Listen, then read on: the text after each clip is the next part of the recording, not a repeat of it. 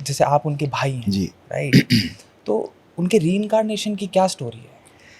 देखिए, उन्होंने जितना बताया है अपने प्रवचनों में उल्लेख किया है, और मैंने अपने माताजी पिताजी से जो सुना है ना, वो संक्षेप में मैं आपको बताता हूँ। रीइंकार्नेशन तो हर व्यक्ति का है। आप भी पहले हो चुके हैं, आप भी हो चुके हैं, हम भी हो चुके हैं, हमें याद नहीं है ना। कोई व्यक्ति चाहे तो जानबूझकर याद कर सकता है, जिसको हम कहते हैं पास्ट लाइफ रिग्रेशन, PLR, है ना। भगवान बुद्ध और महावीर ने इसकी बड़ी प्रक्रिया खोजी थी। उसको वो कहते थे पिछले जन्म के जो ज्ञान को, कि पुरानी स्मृति को उघाड़ना। हमारे सबकॉन्शियस माइंड में सारी पुरानी स्मृति मौजूद है, इस जन्म की भी और पिछले यात्राओं की भी, लेकिन वो दबी हुई है। कभी कभी अपने आप ही कोई चीज़ उघड़ आती है, वंस इन ए वाइल ऐसा होता है ना। और कभी कभी जानबूझकर कोई उसको देख सकता है। तो ओशो ने जो उल्लेख किया है, उन्होंने अपने पिछले जन्म का उल्लेख किया है। एक जगह वो तिब्बत में थे, ठीक है, और वहाँ पर एक विशेष मंदिर है जहाँ पर जो बुद्ध पुरुष होते हैं, ज्ञानी जन होते हैं तिब्बती लामाओं में, तो उनके सिर को सुरक्षित वहाँ पे रखा जाता है। तिब्बत चूँकि दुनिया का सबसे ऊंचा पर्वत है जहाँ लोग रहते हैं, तो वहाँ पे टेम्परेचर वैसा है कि संभव है ये रखना। तो ओशो ने एक बार इस चीज़ का जिक्र किया था प्रवचन में, और ये आया था एक संयोग बस। बम्बई के एक सन्यासी हैं स्वामी गोविंद सिद्धार्थ, वो लामा से मिलने गए थे। तो लामा ने जब तस्वीर देखी उनकी लॉकेट में गोविंद सिद्धार्थ जी के, तो उनको नाम नहीं पता कि ये कौन है। उन्होंने तस्वीर देख के पहचान लिया कि ये तो हमारे बीच में से हैं, है ना, और इनका मूर्ति वहाँ पर है, सिर इनका सुरक्षित रखा गया है ना। फिर उन्होंने नाम पता पूछा कौन है क्या है, बताया कि ये भगवान श्री रजनीश हैं। उस समय उनको भगवान के नाम से पुकारते थे। तो गोविंद सिद्धार्थ जी का यह इंटरव्यू एक पत्रिका में प्रकाशित हुआ था। लामा और उनके बीच जो डायलॉग हुआ वो उन्होंने टेप रिकॉर्ड कर लिया था पूरा। अब दूसरी घटना एक और बताता हूँ, फिर हम ओशो की बात पर आएंगे। तो पहली बात तो गोविंद सिद्धार्थ जी का यह इंटरव्यू लामा के साथ। फिर इसके बाद जबलपुर में एक सन्यासी हैं स्वामी आनंद विजय जी, है ना। तो उन्होंने एक पहाड़ी जगह पर एकांत में, जहाँ कोई लोग रहते नहीं थे, वहाँ पर एक आश्रम की शुरुआत की। तो वहाँ पर कुछ लोग साधना करते थे, 10-5 लोग रोज आके सक्रिय ध्यान करते थे, डायनेमिक मेडिटेशन। तो वो बीमार पड़ गए उस दौरान, और उनको ऐसा लगा तेज बुखार में कि जैसे कोई भूत प्रेत आए हैं। और उन्होंने कहा कि हमने जानबूझ के तुमको बीमार किया है, क्योंकि तुम लोग यहाँ पर जो आवाज़ करते हो हु हु हु की डायनेमिक मेडिटेशन में, उससे हमको बहुत तकलीफ़ होती है, हम तुमको यहाँ रहने नहीं देंगे।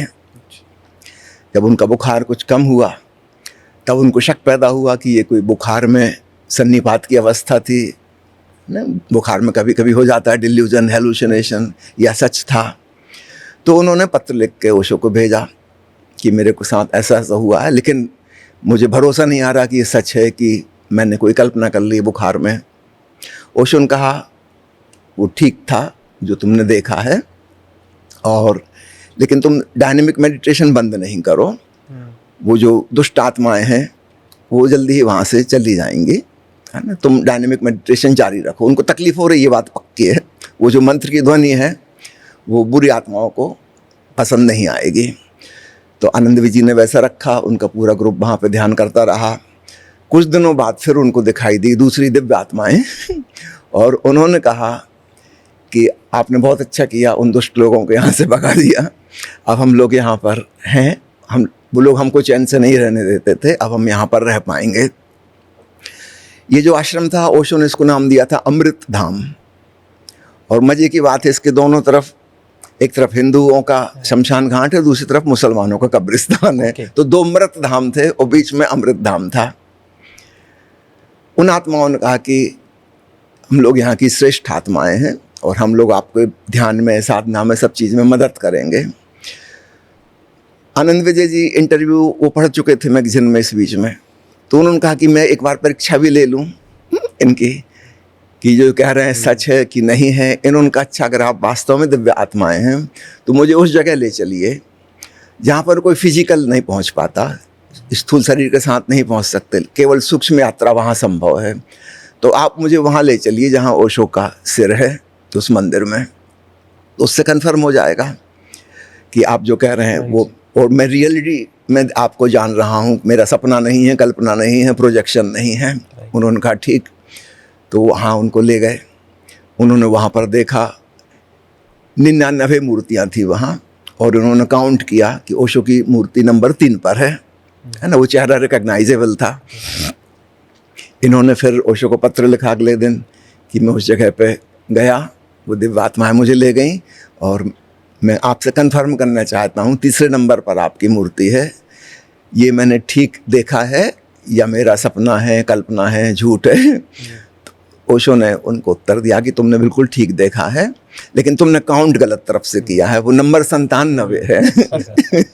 नंबर 3 नहीं है, नंबर 97 है। ये वाली बात ओशो ने प्रवचन में बोली, तो फिर सबको जग जाहिर हुई। इसके पहले तक तो सिर्फ ओशो और उनके बीच की बात थी। ओशो ने प्रवचन में इसका उल्लेख किया कि मेरे एक सन्यासी हैं, उनके साथ ऐसा ऐसा हुआ, और मैंने उनसे कहा कि तुमने गलत साइड से काउंट किया, वो अर्धचंद्राकार में है सारी मूर्तियाँ।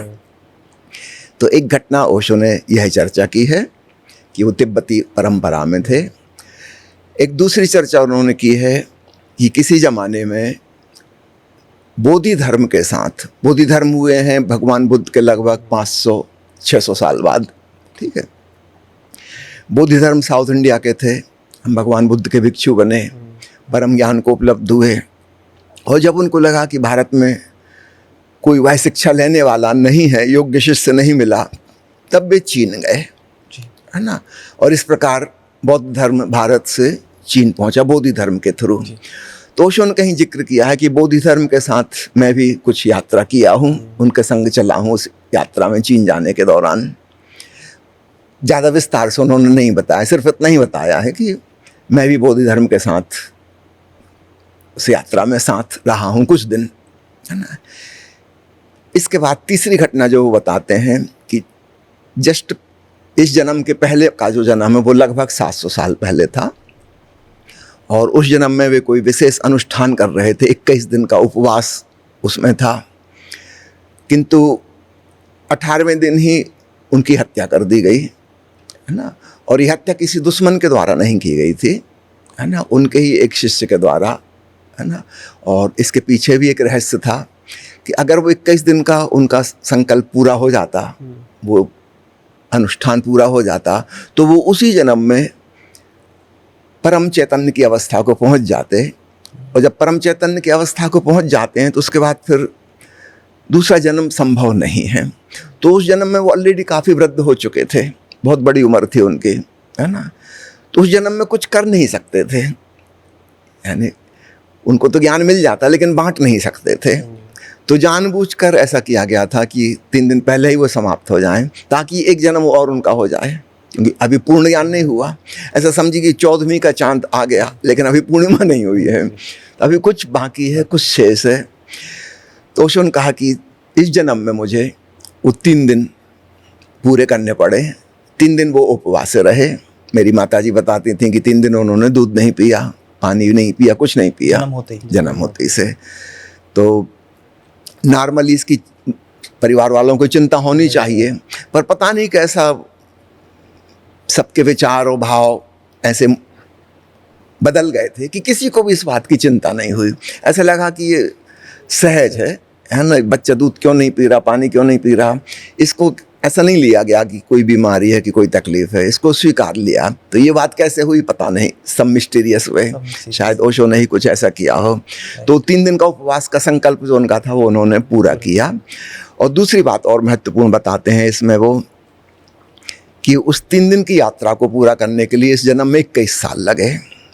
तो उस समय बुढ़ापे में जो इंटेंसिटी थी चीज़ों की, है ना, वो बचपन में वैसी इंटेंसिटी नहीं हो सकती। तो एक एक दिन के लिए 7-7 साल की कीमत चुकानी पड़ी, 3 दिन के लिए 21 साल। इस जन्म में फिर 21 साल की अवस्था में उन्हें संबोधि उपलब्ध हुई। लेकिन इसका लाभ ये हुआ कि अब वो अपनी बात को फैला सकते हैं, कह सकते हैं, बांट सकते हैं कि उनके पास समय है काफ़ी, है ना। तो ओशो के पिछले जन्म के बारे में ये 3 घटनाएं हैं जो विशेष रूप से उल्लेखनीय हैं।